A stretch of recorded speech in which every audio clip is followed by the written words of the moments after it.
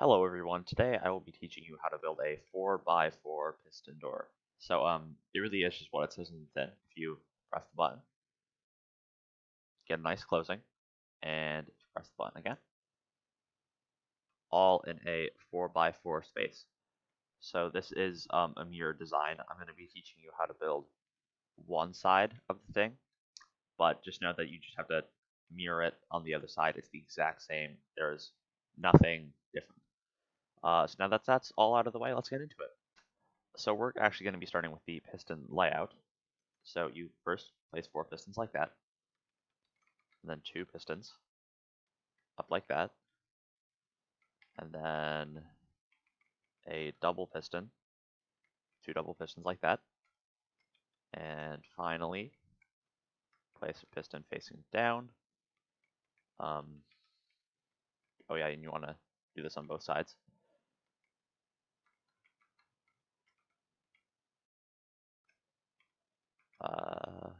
Facing down, and finally 4 pistons going across.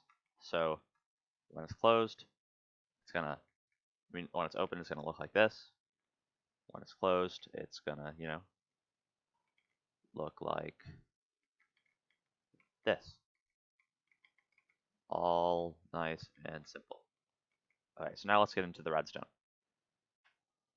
Alright, first up we have the closing circuitry. So you're going to want to start with a piston facing down into that block with a trapdoor on its face. You might want to remove all the blocks on the thing. And then a block facing into there with a observer facing into it. And a 3-tick repeater facing into that observer. And then a block of redstone dust right there, running into a block here with a 1-tick repeater, running into a block which will power that iron trapdoor. And then you are going to want to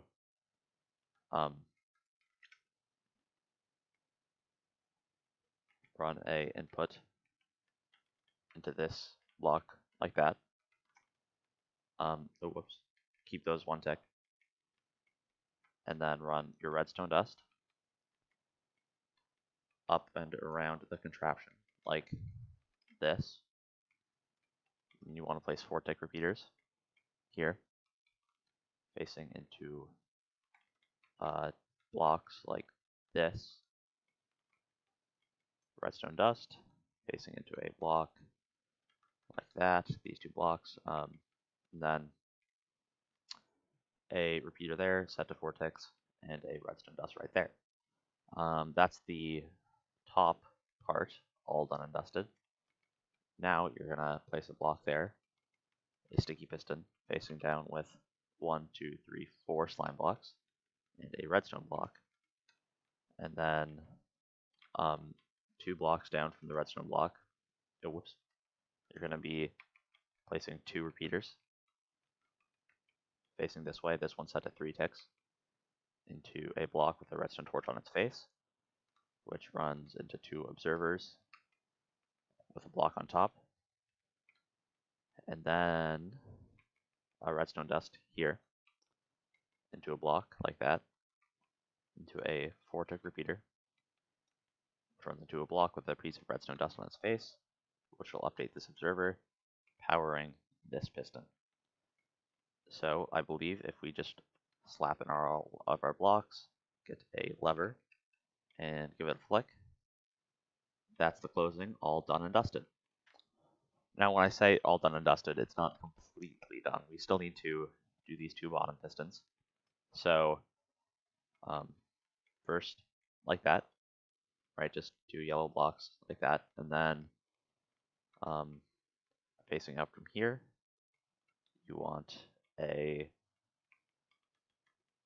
1-tick repeater and a thing like that. So now, if we give our lever a flick again, now we have this whole 2x2, 2x4 area closed, and if you were to mirror it on the other side, it would also be closed. So now we need to do the opening. Next up, we're going to be doing the input for our opening double piston extender. So you're going to want to do is make a falling edge on a stable circuit like that with a 4-tick output that runs into this block, which will power this piece of redstone dust. And then you're going to want to make another falling edge monostable circuit by doing this. Place an item on the inside. And then take a comparator output from this hopper, running into a 4-tick repeater, running into a block, which will power this redstone dust, which will then power this 2-tick repeater. Finally, place a sticky piston here with a redstone block on its face, and that is the input for our double piston extender. So next, let's get into building that. And to do that, we are going to start by placing 3 blocks like that. This one will have a 4-tick repeater running into an observer, which will run into a block on the door frame. And then this one will have a 2-tick repeater. Now this is important, runs into a immovable object like terracotta, because you don't want it interacting with this slime. It'll have a redstone dust on its top, which will run into a piston like that. And then you just want to place that there and have a 4-tick output running out from that. Finally, you want to place a piece of redstone dust here with an output like this, again, 2 ticks, running into, again, immovable object, so the door doesn't, break it. And then you want to place a block there, and a piece of redstone dust. And that should be the door all done. So if you just give our lever a flick, that's it closing, and that's it opening. So now you're just going to want to mirror this on the other side, and then that's it. And I'll see you guys there when I'm done.